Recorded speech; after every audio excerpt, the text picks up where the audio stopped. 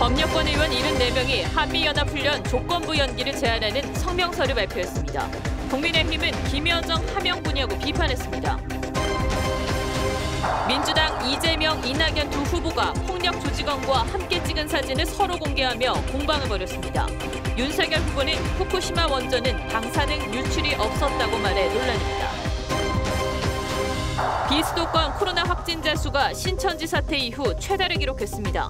정부는 내년 상반기 국산 1호 백신 상용화를 목표로 2026년까지 2조 원 넘게 지원하기로 했습니다. 지난달 충남의 한 정보사 부대 내에서 200여 명이 음주 회식을 했다는 의혹이 제기됐습니다. 병사들은 휴가와 외출을 제한하면서 간부들은 목욕탕을 간다는 폭로도 나왔습니다. 이번 주 서울 아파트값이 1년 8개월 만에 수도권은 통계 작성 이래 9년 만에 가장 큰 폭으로 올랐습니다. 여자 배구 대표팀의 4강 상대는 세계 랭킹 2위의 브라질로 확정됐습니다. 여자 골프는 기상 악화로 3라운드 대회로 축소될 가능성이 높아 한국의 올림픽 2연패 도전에 적신호가 터졌습니다.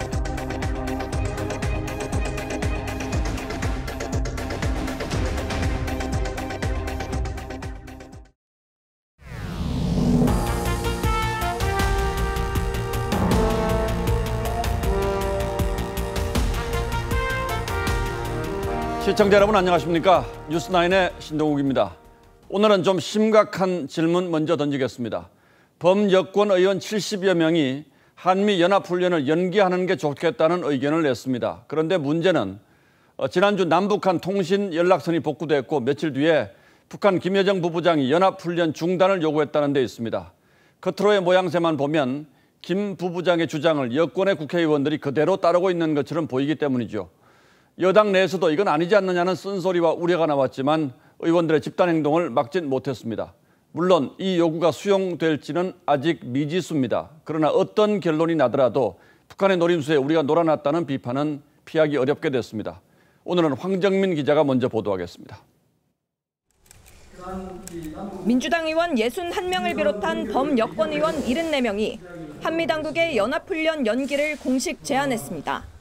북한 김여정 부부장의 압박을 그대로 받아들인 모양새입니다. 협상에 나올 것을 조건으로 한미 연합 군사훈련을 연기하는 방안을 적극 검토하여 결단해 줄 것을 제안한다. 모처럼 찾아온 대화 기회를 비핵화 평화협상으로 발전시켜야 한다며 코로나 상황 악화도 감안해야 한다고 했습니다. 앞서 송영길 대표가 합의된 훈련인 만큼 연기는 불가능하다는 뜻을 분명히 했지만 의원들을 설득시키진 못했습니다. 북측의 김여정 부부장이 이야기를 한 거잖아요. 그런 걸 이유로 연기하는 것은 맞지가 않다 이렇게. 공개적으로 터져나온 훈련 연기 주장에 육군 대장 출신인 김병주 의원도 우려의 뜻을 나타냈습니다. 올림픽 예선전이 열리고 있는데 본선 경기 일정을 취소하거나 연기할 수 있습니까? 국민의힘은 대한민국 집권 여당이 북한 김여정의 하명 분야고 비판했습니다. 김여정의 하명이 떨어지기 무섭게 한미연합훈련을 연기하라는 연판장을 돌렸다고 합니다. 어제 문재인 대통령이 여러 가지를 고려해 신중하게 협의하라고 한 것과 관련해 태영호 의원은 문 대통령이 명확한 입장을 밝히라고 요구했습니다. TV조선 황정민입니다. 예정대로라면 한미연합훈련은 닷새 뒤인 오는 10일부터 시작돼야 합니다. 3년째 야외 기동훈련은 생략하고 실내에서 컴퓨터 게임만 할 예정인데 이것도 생략하거나 연기하자는 게 여당 의원들의 주장입니다.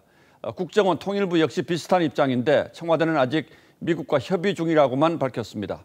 훈련을 불과 닷새 앞두고 아직 협의 중이라면 예정대로의 정상적인 훈련은 사실상 물 건너갔다는 분석도 나오고 있습니다. 이어서 김복원 기자입니다. 한미 군당국은 오는 10일부터 연합훈련을 컴퓨터 게임 형식으로 진행할 준비에 들어갔습니다. 하지만 국방부는 훈련 개시 닷새 전인 오늘까지도 명확한 입장을 내지 못했습니다. 누차 말씀드렸다시피 아직까지 시기나 규모, 방식은 확정되지 않았습니다. 미 바이든 행정부는 지속적으로 한미 훈련의 중요성을 강조해왔고 지난달 30일 오스틴 미 국방장관은 서욱 국방장관에게 예정대로 훈련이 진행돼야 한다고 강조한 것으로 알려졌습니다. 하지만 남북통신선보건과 김여정 담화 이후 정부 내에선 다른 목소리가 나오고 있습니다. 통일부와 국정원은 남북 대화를 위해 사실상 훈련 연기를 주장했습니다. 이런 가운데 어제 문 대통령은 군수 내부에 여러 가지를 고려해서 신중하게 협의하라고 애매한 지시만 했습니다. 통신선보건을 남북 대화의 계기로 삼으려는 희망과 대북 제재의 키를 쥔 미국 정부 사이에서 선뜻 어느 한쪽을 선택하지 못하고 있다는 분석이 나옵니다. TV조선 김보건입니다. 예, 이번 뉴스는 저희 단독 보도입니다. 충북 지역의 활동가들이 북한의 지령을 받고 스텔스기 도입 반대 활동을 한 혐의로 구속됐다는 보도를 어제 해드렸습니다. 그래서 후속 취재를 해봤더니 이메일로 지시를 받은 뒤에 지령 잘 받았습니다라고 답한 사실이 확인됐습니다. 그리고 북한 공작원이 약속된 장소에 돈을 두고 가면 나중에 찾아가는 이른바 던지기 수법으로 공작금을 받은 것으로도 드러났습니다. 한성훈 기자의 단독 보도입니다. 법원이 지역활동가 박모 씨 부부를 구속한 결정적 증거는 북한 공작원과 주고받은 이메일이었습니다. 국정원은 북한 공작원이 스텔스기 도입을 반대하라고 쓴 지령문과 박 씨 부부가 지령을 잘 받았습니다라고 답한 여러 통의 이메일을 확보했습니다. 국정원 등은 이들이 수차례 북한의 이메일 지령에 답변을 하고 행동에 나선 만큼 국가보안법 위반 입증은 어렵지 않다고 보고 있습니다. 또 박 씨 부부가 북한에 충성 서약을 한 문서도 압수한 USB에서 찾았습니다. 국정원 등은 이들이 북측 공작원으로부터 이른바 던지기 수법으로 $20,000를 받은 사실도 확인했습니다.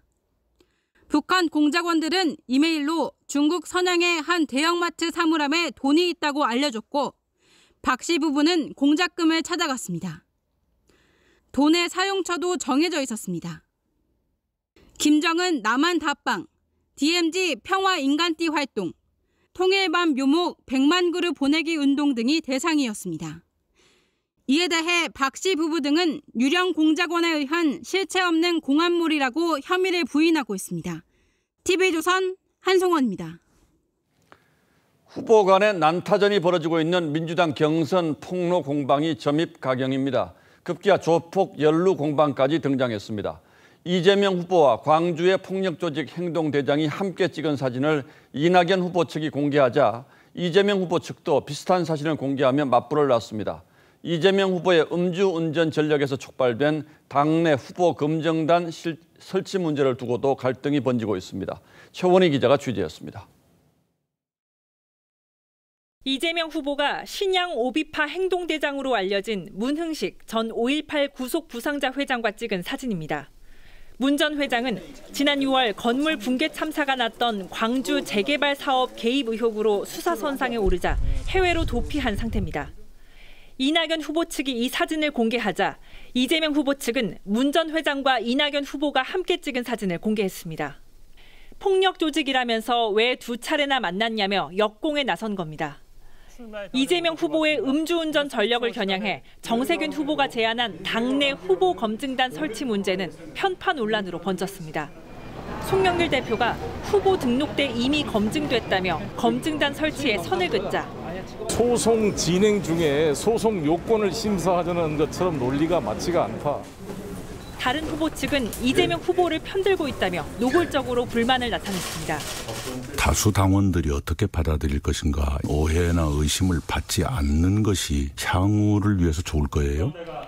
어제 TV토론 직전 이재명 후보 측은 음주운전 한 건이 적힌 범죄 경력서를 들고 와 다른 후보들에게 보여주는 돌발 행동을 했는데 이에 대해서도 토론 전에 입을 막겠다는 것이냐며 불쾌하다는 반응이 이어졌습니다. TV조선 최원입니다. 야권에선 윤석열 후보의 말실수가 연일 논란거리를 만들고 있습니다. 어제 부산일보와의 인터뷰에서 일본 후쿠시마 원전 문제에 대한 질문을 받고 한 대답이 마치 일본 측 입장을 대변한 것처럼 들렸다는 지적이 나왔습니다.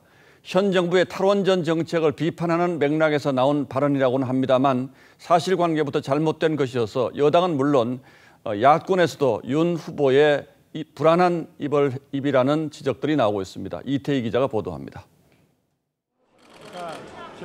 논란이 된 발언은 원전의 안전성을 강조하는 과정에서 나왔습니다. 윤석열 후보는 일본 후쿠시마 사고는 지진 해일로 피해가 컸지만 원전이 붕괴된 건 아니라며 방사능 유출은 기본적으로 안 됐다고 했습니다. 지난달 인터뷰에서도 비슷한 취지로 설명했습니다. 방사능이 외부에 유출되고 사람이 죽고 다친 건 아니란 말이에요. 하지만 국제원자력기구는 후쿠시마의 방사능 유출 사고 등급을 체르노빌 사고에 준하는 7단계로 매겼고 일본 정부도 피폭으로 인한 발병 사례를 인정한 바 있습니다. 윤 후보 발언이 알려지자 여당은 일본 총리 얘기인 줄 알았다며 강하게 비판했습니다. 여러분 믿기십니까? 무지하고 편향된 사고가 너무 위험하고 기본적으로 유출되지 않았다고 해서 국민을 불안하게 하고 있습니다. 무슨 자신감으로 이러시는 건지 이해가. 같은 당 후보들도 대통령으로서 기본 자질이 안 돼 있다고 지적했습니다. 윤 후보 측은 직접적인 원자로 폭발로 인한 누출이 없었다는 것이지 방사능 누출 자체가 없었다는 건 아니라며 기사가 압축되는 과정에서 생긴 문제라고 했습니다. 이런 가운데 송영길 민주당 대표는 윤 후보를 영입한 국민의힘을 비판하며 불임정당이란 표현을 썼다가 질병을 부정적인 비유로 삼는다는 비판이 일자 유의하겠다고 사과했습니다. TV조선 이태희입니다. 어제 국민의힘 이준석 대표가 직접 나선 봉사활동에 유력 대선 후보 4명이 모두 불참한 일을 두고 파장이 적지 않습니다. 그런데 오늘 또 비슷한 일이 벌어졌습니다. 이쯤 되면 우연히 그렇게 됐다고 보기는 어려운 상황입니다. 당 지도부와 유력 주자들의 힘겨루기인지 아니면 이준석 대표의 리더십에 문제가 있는 것인지 그 속사정이 궁금하기도 합니다. 이채림 기자가 취재했습니다. 국민의힘 예비 후보들이 회의실에 모여 앉았습니다. 이 회의가 주기적으로 개최되는 만큼 앞으로 하지만 참석자는 9명. 윤석열, 홍준표 후보는 휴가, 최재형 후보는 지방 일정을 이유로 빠졌습니다. 다른 후보들은 불쾌감을 감추지 않았습니다. 당의 간판이 필요해서 들어온 것인지 정작 우리 당이 원팀이 돼서 해야 될 일에 대해서는 어떠한 성의와 진지함도 각자 개인 플레이 할 거면은 입당은 왜 하셨는지 의문이 안 들 수 없다. 윤석열, 최재형 후보의 정책적 준비가 덜 됐다는 비판도 나왔습니다. 뭔가 정책 비전이 다른 사람과 공유할 정도로 준비가 돼 있다는 생각을 제가 못 하겠습니다. 경선 준비를 책임지는 서병수 의원도 당 안팎에서 지도부와 후보 사이 주도권 싸움이란 말이 나온다고 쓴소리를 했습니다. 몇 분의 후보들께서 특별한 이유 없이 이렇게 빠지신 것 같은 그런 느낌이 있어서 상당히 안타깝게. 다만 당 지도부가 사전 조율 없이 하루 이틀 전 일정을 일방 통보해 불참한 후보들만 탓하기도 어렵다는 지적도 있습니다. 윤석열 후보의 입당을 두고 벌어졌던 지도부와의 신경전이 경선 과정으로 옮겨붙으면서 갈등으로 번질 가능성도 거론되기 시작했습니다. TV조선 이채리입니다. 코로나19 신규 환자는 이틀 연속으로 1,700명대를 기록했습니다. 전파력이 빠른 델타 변이에 4차 유행의 불길이 잡히지 않고 있다는 건데 그렇다면 문제는 독감처럼 주기적으로 백신을 맞아야 하는 상황이 올 수도 있다는 거죠. 비상이 걸린 정부가 내년 상반기에 국산 백신 1호가 나올 수 있도록 모든 역량을 동원하겠다고 밝혔습니다. 현실성은 있는 계획인지 박상준 기자가 짚어봤습니다. 해외 백신을 위탁 생산하고 있는 SK바이오사이언스. 노바백스와 비슷한 원리인 단백질 재조합 방식의 자체 백신도 개발하고 있습니다. 최근 임상 3상을 신청했는데 정부는 내년 상반기 상용화를 목표로 1,667억 원을 지원하기로 했습니다. 국내 기업 개발 코로나 백신이 임상 3상에 진입할 예정이며 내년 상반기까지 국산 1호 백신의 상용화가 기대되고 있습니다. 임상시험은 이미 개발된 백신과 효능을 비교하는 방법으로 기간을 단축할 계획입니다. 다만 비교 대상인 노바백스가 아직 해외에서 승인을 받지 못해 시기는 유동적입니다. 비교 시험에 필요한 임상 참가자 4,000명은 해외 관련국과 함께 모집해 진행하기로 했습니다. 정부는 또 화이자, 모더나와 같은 mRNA 등 새로운 백신도 개발하기로 했습니다. 이를 위해 연구 지원과 소재와 부품, 장비 국산화 등에 2조 2천억 원을 투입해 2025년까지 백신 5대 생산국으로 발돋움한다는 계획입니다. 전담, R&A 예산 확충, 사업단을 설치하고 기업 간 컨소시엄 활성화 등 민간의 개발 역량도 강화하겠습니다. 현재 국내 7개 기업이 백신 개발에 참여하고 있고 mRNA는 1개 기업이 임상 1상을 승인받은 상태입니다. 정부는 삼성 바이오로직스가 위탁 생산하는 모더나 백신은 이달 말 시제품이 나올 것이라고 밝혔습니다. TV조선 박상준입니다. 비수도권의 확진자도 빠르게 늘면서 하루 700명에 육박했습니다. 지난해 신천지 사태 이후 최악의 상황입니다. 비수도권에는 일괄적으로 거리두기 3단계가 내려졌지만 확산을 막기 위해서 4단계로 격상하는 지자체들도 잇따르고 있습니다. 서영일 기자가 보도합니다. 기름이 같은 대구시의 교회 3곳입니다. 최근 2달간 주말 예배와 행사 등을 같이 했습니다. 그런데 지난 3일 한 교회에서 신도 6명이 확진됐습니다. 이 때문에 3개 교회 신도 460여 명이 검사를 받고 있는데 오늘만 75명이 추가 확진됐습니다. 경북 안동에 있는 같은 이름의 교회까지 합치면 관련 확진자는 111명에 이릅니다. 일부에서는 식사 제공도 한글로 나와지고 있고요. 소모임도 저희들이 원칙적으로 금지하고 있습니다. 소모임도 일부 한 것으로. 종교시설 전수점검에 나선 대구시는 확산세가 잡히지 않으면 거리두기를 4단계로 올릴 계획입니다. 충북 충주시는 오늘부터 4단계로 올렸고 경남 창원시는 인근 3개 시군에 이어 내일부터 격상합니다. 지자체들의 잇따른 방역 강화 조치에도 불구하고 비수도권 확진자는 지난해 신천지 사태 이후 가장 많은 700명에 육박했습니다. 4차 유행의 불길이 잡히지 않자 정부는 내일 수도권 4단계와 오후 6시 이후 3인 이상 모임 금지, 비수도권 일괄 3단계 거리두기를 22일까지 2주 더 연장하는 방안을 발표합니다. TV조선 서영일입니다. 이렇게 상황이 갈수록 어려워지고 있습니다. 그러나 우리 국민의 60%는 아직 백신 1차 접종도 하지 못했습니다. 이번 주부터는 50대가 백신을 맞기 시작했고 다음 주부터는 18세에서 49세 사이의 국민 1,700만 명이 예약을 시작합니다. 지난번 같은 대혼란을 막기 위해서 정부가 어떤 대책을 세우고 있는지 노도일 기자가 취재했습니다. 53, 54세의 접종 예약이 시작된 지난달 19일 밤 8시. 가족 등 대리 예약자들까지 최대 1,000만 명이 동시 접속을 시도하면서 예방접종 시스템은 또다시 먹통이 됐습니다. 정부는 오는 9일부터 시작되는 18, 49세 예약대는 이런 동시 접속을 차단하기로 했습니다. PC나 스마트폰 등 여러 단말로 동시 접속할 경우 본인 인증을 최초에 성공한 기기로만 예약이 가능합니다. 본인 인증은 질병청 시스템의 과부하를 막기 위해 민간 클라우드로 이관하고 간편 인증도 도입합니다.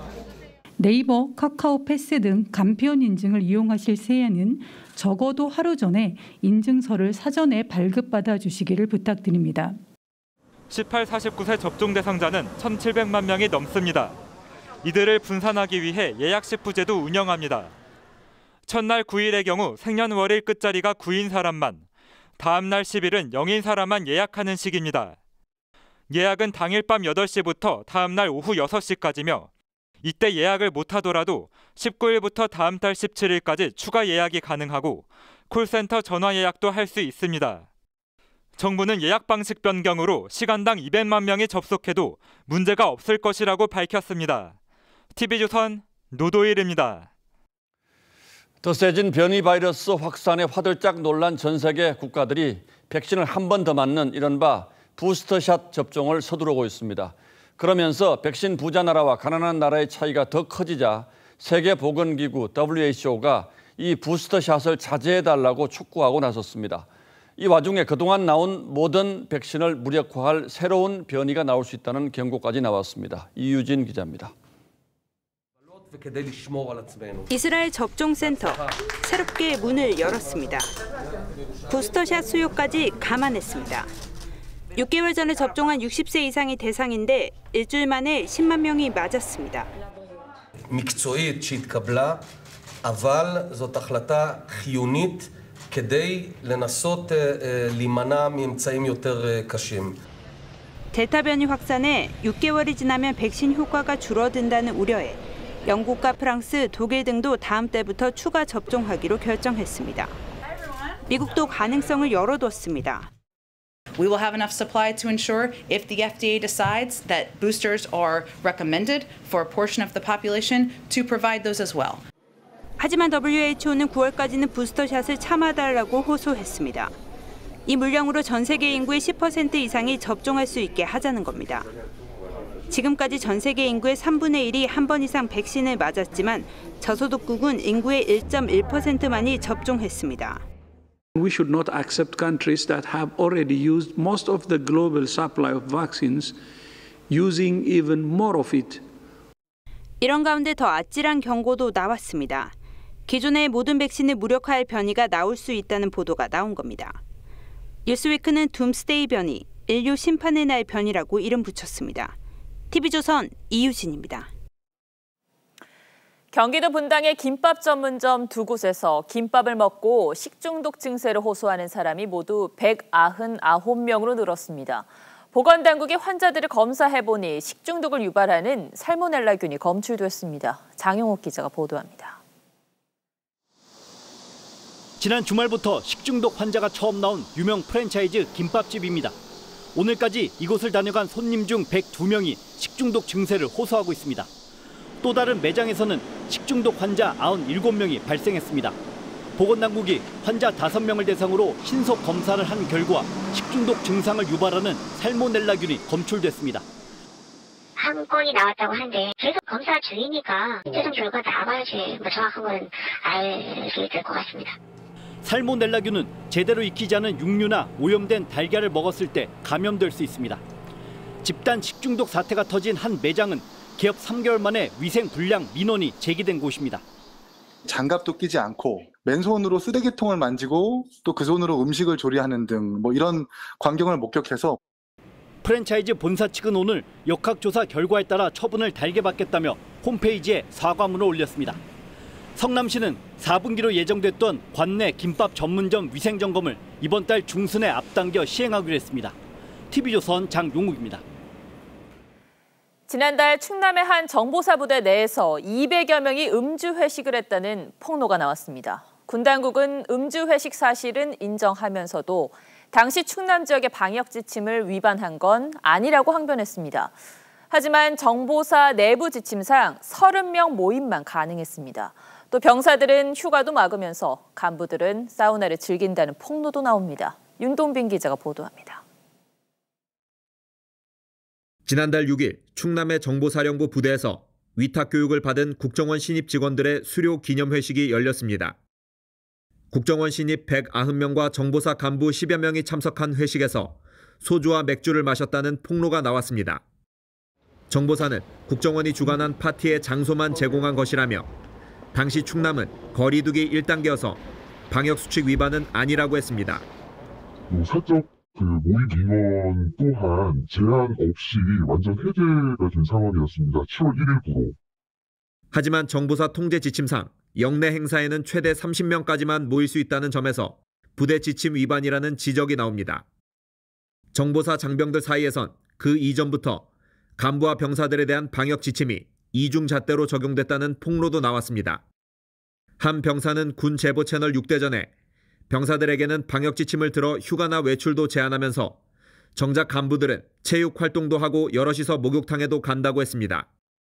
이에 대해 정보사는 간부뿐 아니라 병사들도 부대 내 체육 활동과 목욕탕 이용이 허용되고 있다고 반박했습니다. TV조선 윤동빈입니다.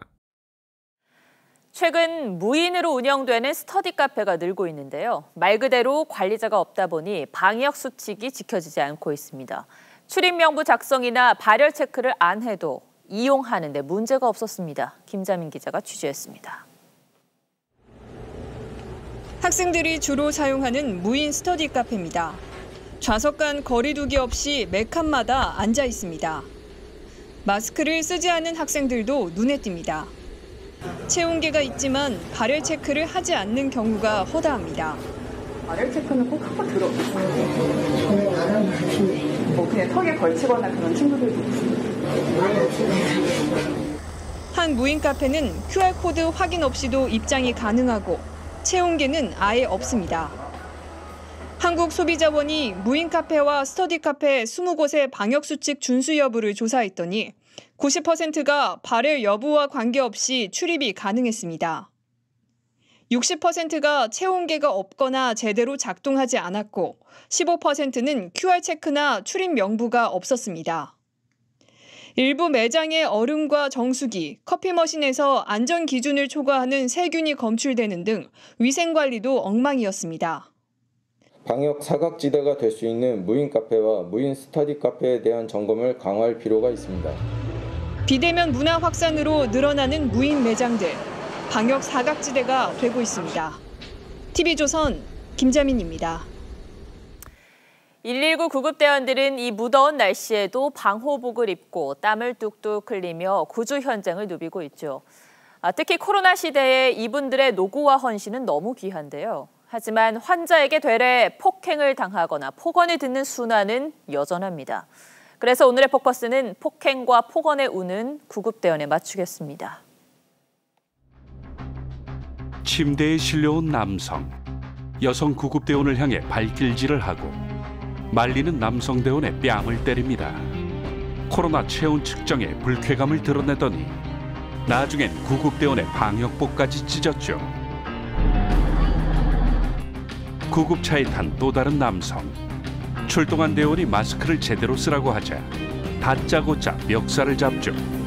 코로나 관련 질문에 욕설로 응수하고 구조대원의 얼굴을 때려 고글을 벗긴 남성도 있습니다. 하얀 보호복을 입고 나가고 있는데 신고한 사람들이 거의 다가 이제 주치자이고 그러다 보니까 보호복을 꼭 훼손한다든지 마스크를 막 벗기려는. 지난 2018년에는 50대 여성 구급대원이 취객에게 폭행을 당해 뇌출혈로 쓰러진 후 숨지는 사고도 있었습니다. 이후 소방본부에 119 광역수사대까지 설치됐지만 지난 3년간 폭행 사건만 253건에 달하는 등 어려움은 여전합니다. 피해 구급대원들은 물리적 충격은 물론 정신적 고통까지 호소하죠. 소방기본법상 출동한 소방대원에게 폭행이나 협박을 하는 경우 5년 이하의 징역이나 5천만 원 이하의 벌금형에 처해질 수 있습니다. 문제는 법 집행. 70% 이상이 벌금형이나 집행유예를 받는 것으로 나타났습니다. 본연의 업무에 충실할 수 있도록 법에서 허용하는 벌칙을 그대로 적용하는 그런 문화를 정착시켜야겠고요. 시민들도 성숙한 윤리의식을 가집니다. 생명을 살리려 폭염 속에서도 땀 흘려 일하는 구급대원들. 이들의 안전조차 보장되지 않는다면 시민의 안전은 어떻게 보장될 수 있을지. 뉴스나인 포커스였습니다. 네, 홍남기 부총리에 이어 김부겸 총리까지 집값 고점을 경고했지만 시장은 이 말에 아랑곳 않고 반대로 움직이고 있습니다. 이번 주 서울 아파트값이 1년 8개월 만에, 수도권은 통계 작성 이래 9년 만에 가장 큰 폭으로 뛰었습니다. 이뮤진 기자입니다. 지은 지 34년 된 서울 상계동의 한 재건축 추진 아파트 단지.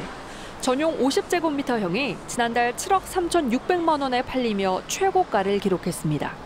비수기에도 간간히 거래가 이뤄져 매번 신고가를 갈아치운다는 게 중개업소 얘기입니다. 실수요자들이 장기적 투자 목적하고 실거주 목적으로 접근하는 분들이에요. 1년 전에 비하면 2배에서 2.5배 정도 올랐습니다. 이번 주 서울 아파트값 상승률은 0.2%. 2019년 12월 이후 1년 8개월 만에 가장 많이 올랐습니다. 수도권은 0.37% 올라 통계 작성 이래 9년 만에 최대폭을 기록했습니다. 지난주 홍남기 부총리에 이어 어제 김부겸 총리까지 나서 집값이 하락할 거라고 경고하면서 영끌한 젊은 층에 큰 피해가 갈 수 있다는 으름장을 내놨지만 시장에선 먹혀들지 않는 겁니다. 전세 시장도 불안하긴 마찬가지입니다. 이번 주 서울 전세값은 0.17% 오르면서 임대차법 도입 직후인 지난해 8월 수준으로 치솟았습니다. 당장 공급난을 해소할 묘안이 보이지 않는 가운데 시장 불안은 계속될 거란 우려가 큽니다. 시장에서 기대하는 만큼 큰 공급 물량은 빨라도 한 4년 정도 이상 돼야지 이제 물량이 본격적으로 나오기 때문에 그때까지는 시장 불안이 계속 정부의 무책임한 엄포와 반복된 규제에 불신과 내성만 키웠다는 지적이 나옵니다. TV조선 임유진입니다.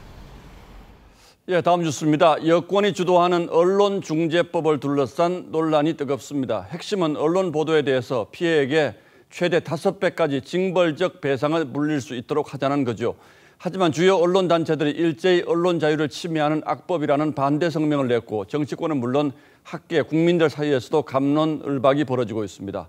이 와중에 김의겸 열린민주당 의원과 진중권 전 교수가 방송에 나와서 주고받는 말들과 표정이 시중에 큰 화제를 불렀습니다. 어떤 장면인지 박경준 기자가 자세히 전하겠습니다.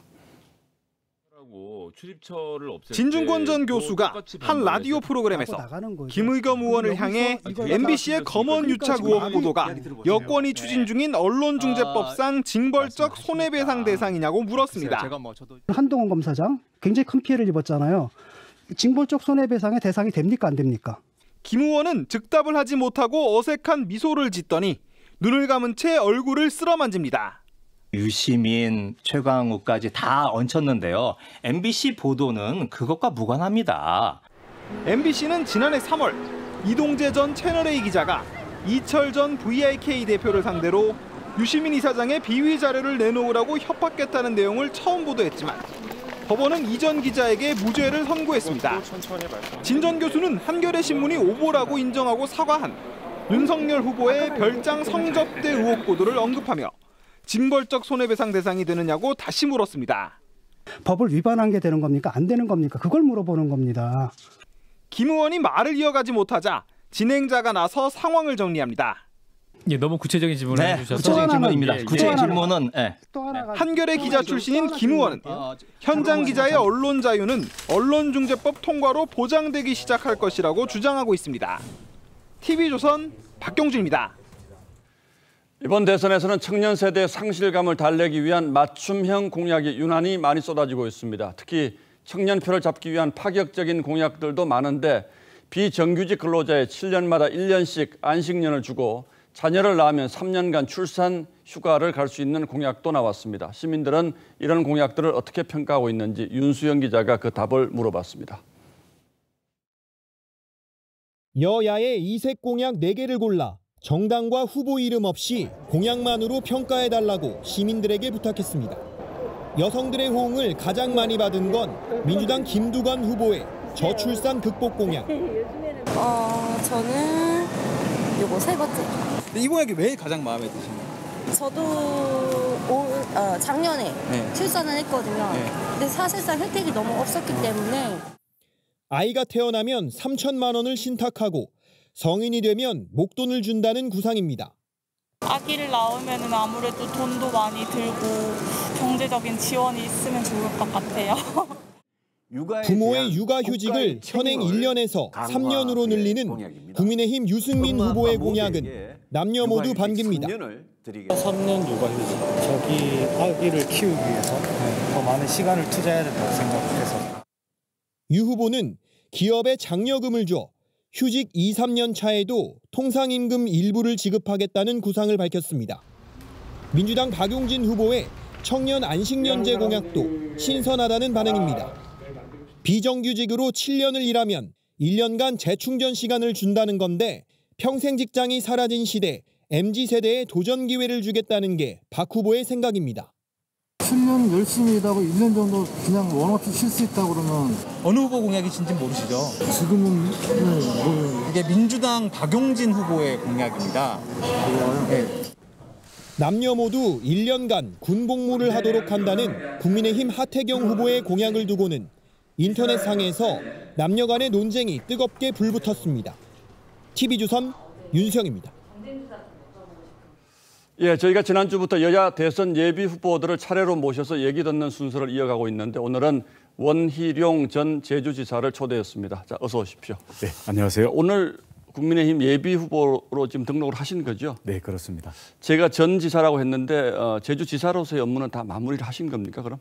예, 인수인계 철저히 했고요. 특히 코로나 방역 때문에 사퇴 시점을 좀 늦추기도 했습니다. 예, 제주도도 지금 비상이죠? 네, 그렇습니다. 자, 뭐 정치는 지금 상당히 오래 하시지 않았습니까? 그래도 대통령이 되는 건 좀 별개의 문제인데 보통 대통령은 시대 상황과 맞아야 된다고 하는데 지금 이 시대가 요구하는 대통령상과 원 후보께서는 어떤 점에서 부합한다고 보십니까, 스스로? 네.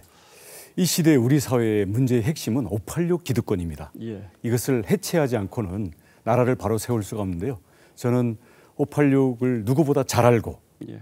그리고 그들과 586이잖아요. 예. 그들과 국회의원 3번, 도지사 2번 예. 선거를 붙어서 진 적이 없습니다. 그리고 그들의 도덕성이나 모든 면에서 하자가 없죠. 예. 그러니까 그런 점에서 586 기득권을 해체할 적임자로서 원희룡이 있다고 생각을 하고요. 또 지금 가장 중요한 것은 앞으로 미래 30년 먹거리 문제 아니겠습니까? 예. 우리 먹거리는 기후변화와 예. 인공지능에서 찾아야 된다고 생각하는데요. 예. 이와 관련된 혁신 성과와 행정 경험을 갖고 있습니다. 예, 알겠습니다. 지금 하신 말씀 중에 진 적이 없다라는 표현이 유난히 제 귀에 와닿는데, 자, 그런데 이제 이번 대통령 선거 전과 관련해서 원지사를 잘 아시는 분들을 만나면 그런데 왜 원희룡 지사는 이렇게 잘 국민들에게 지지율이 잘 뜨지 않을까 이런 표현들을 많이 쓰십니다. 본인은 혹시 그 이유가 뭐라고 보십니까? 문재인 때문이라고 생각합니다. 예, 무슨 뜻이죠? 문재인 대통령이 예.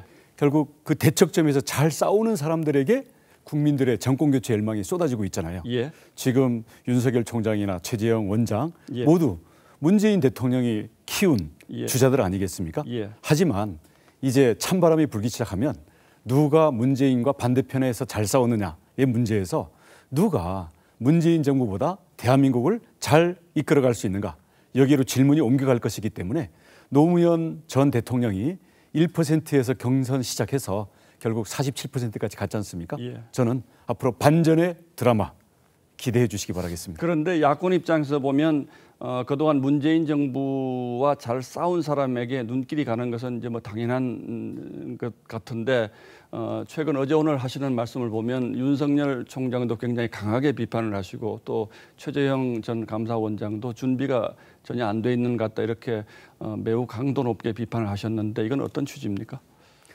그동안 기대를 갖고 지켜봤는데요. 예. 막상 들어와서 하는 걸 보니까 준비는커녕 기본 자질 자체가 너무 안 돼 있어서 예. 솔직히 말해서 좀 약간 황당할 정도입니다. 예. 거기에다가 지금 정책과 비전은 제시를 안 하고 의원들 줄 세우기부터 시작하면서 예. 구태 정치로 시작을 하고 있거든요. 예. 여기서는 과거에 소위 뭐 친이, 친박 이렇게 갈라서 당내의 계파로 싸우면서 결국 지금 10년 정권을 놓고서 지금까지도 그 후유증에서 못 벗어나고 있거든요. 예. 과거의 악몽을 다시 떠올리게 하는 면이어서 이건 정치 잘못 배웠다. 그래서 여기에 대해서는 나부터 명확히 여기에 대해서 선을 긋고 싸우지 않고는 정권 교체가 물 건너갈 수가 있겠다. 그런 위기의식을 느끼고 있습니다. 자, 그러면 상대적으로 지금 두 분은 정치 신인이시고 원지사의 과거도 좀 잠시만 좀 물어보도록 하겠습니다.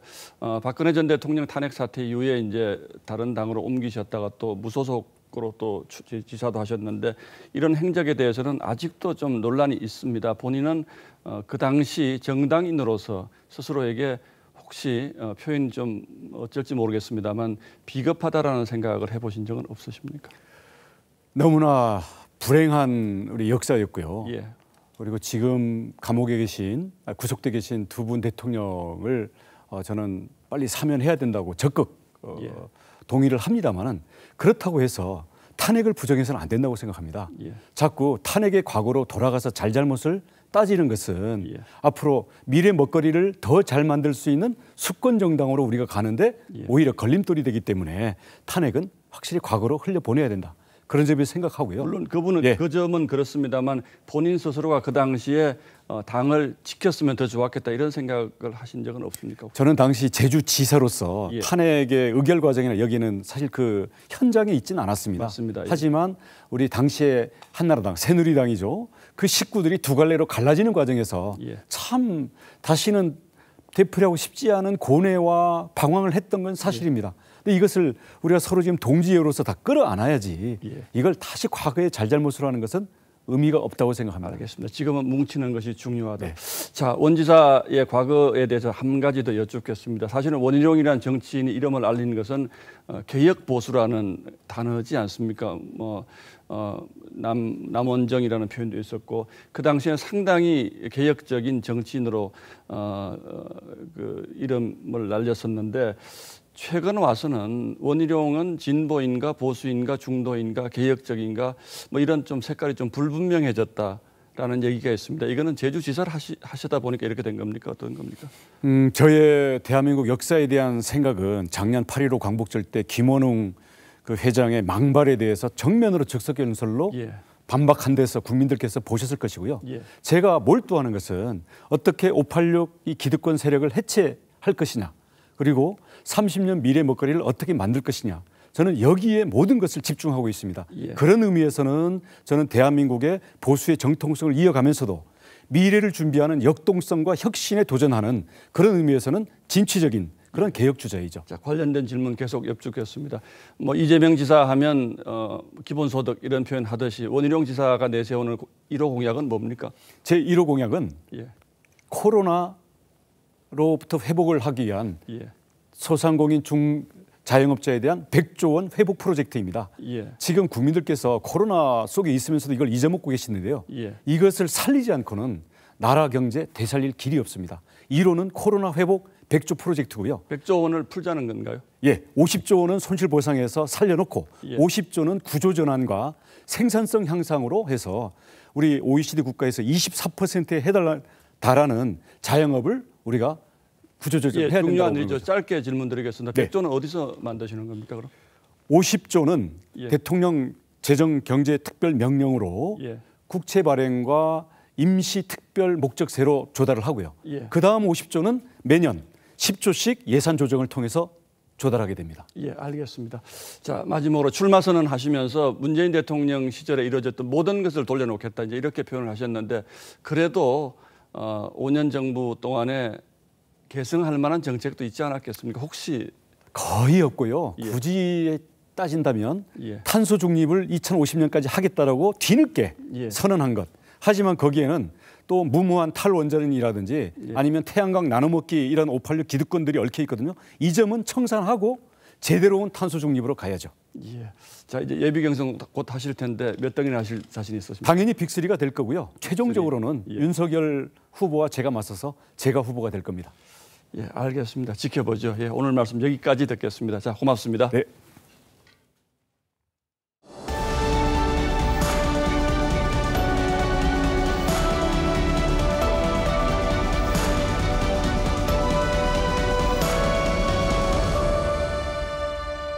만약에 이 집이 우리 게 된다면 여기서 우리가 산다 치면 영화 기생충에서 백수 가족이 주인 없는 빈집의 딩구입니다.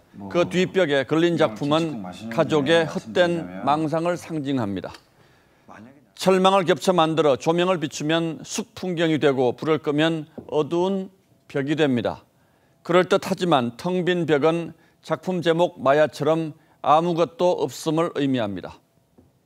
알아야 면장을 하지라는 속담도 벽에서 나왔습니다. 여기서 면장은 시골 면장이 아니라 공자 말씀 면장이 줄어든 이 면장입니다. 담벼락을 마주하면 답답하죠. 그렇게 꽉 막힌 벽처럼 아는 게 없고 소견도 좁은 고집불통 벽창호를 가리켜 면장이라고 했습니다. 공자는 그런 사람이 되는 걸 면하려면 공부를 해야 한다고 가르친 겁니다. 벽창호도 억센소 벽창 위에 벽의 답답함이 더해 생겨난 말입니다. 내 집 마련에 걱정이 없는 사회가 앞당겨 실현될 수 있도록 1년 전 정부가 야심차게 내놨던 13만 가구 공급 계획이 여지껏 단 한 곳도 공급 일정을 잡지 못하는 맹탕에 그치고 있습니다. 정부가 주도하는 이른바 공공개발은 빌공짜 공공개발이었던 거죠. 주민협의와 동의 없이 무소불위 공권력으로 밀어붙이면 만사 형통이라고 착각했던 데서 이미 예상됐던 실패입니다. 그런 결과를 뻔히 눈으로 보면서도 민주당의 대선 주자들은 오히려 더 반시장적인 부동산 정책을 다투어 내놓고 있습니다. 엄마 우리 또 이사가로 상징되던 임차인의 아픔을 보듬어드리기 위해 전월세 걱정, 이사 걱정 없는 시대를 열어. 임대차법은 또 1년 만에 어떤 결과를 낳았습니까? 젊은이 서민들의 원룸 보증금까지 치솟으면서 전월세 난민들의 아우성이 본물처럼 터져나오고 있습니다. 그런데도 임대차법을 밀어붙였던 여당은 먼산 불보듯합니다. 한술 더 떠 경제부총리는 임대차법으로 세입자 다수가 혜택을 누렸다고 자화자찬했습니다. 게다가 지금 집 사면 큰일 난다는 경고를 총리, 부총리가 잇따라 내놓고 있습니다. 집값이 안 잡히면 잘못된 정책을 돌아보는 게 정상일 텐데 말로, 엄포로 집값을 잡겠다는 건죠. 내린다 기우제만 지내는 무능과 무지, 막무가내가 가관입니다. 그러는 사이에 서민 젊은이들의 속은 새카맣게 타들어가고 있습니다. 8월 5일 앵커의 시선은 알아야 면장을 하지 였습니다.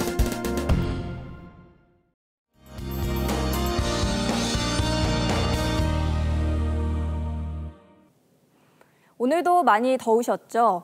전국 대부분 지역에 폭염 경보가 내려졌는데요. 내일도 여전히 무덥겠습니다. 내일 낮 기온은 서울과 대구가 35도까지 치솟겠고요. 체감온도는 그 이상을 보이겠습니다. 더위 속에 곳곳으로는 소나기도 지나겠습니다. 내일 새벽까지는 호남과 그 밖의 내륙 지역에 예상되고요. 내일 오후 동안에는 경기 북부와 강원 내륙 지역에 소나기가 오겠습니다. 참고하셔서 우산 챙기시면 되겠습니다. 현재 2개의 태풍이 북상 중에 있습니다. 어제 타이완 서쪽 해상에서 발생한 9호 태풍, 그리고 오늘 일본 오키나와에서 발생한 10호 태풍입니다. 우리나라에는 태풍의 직접적인 영향은 없겠지만 주말 동안 동쪽 지역에서는 주의가 필요하겠습니다. 이 태풍이 지나가면서 다음 주에는 기온이 다소 내려가겠습니다. 폭염의 절정은 지났지만 계속해서 막바지 더위를 유의하셔야겠습니다. 날씨였습니다. 8월 5일 뉴스9는 여기서 모두 마치겠습니다. 시청해주셔서 고맙습니다.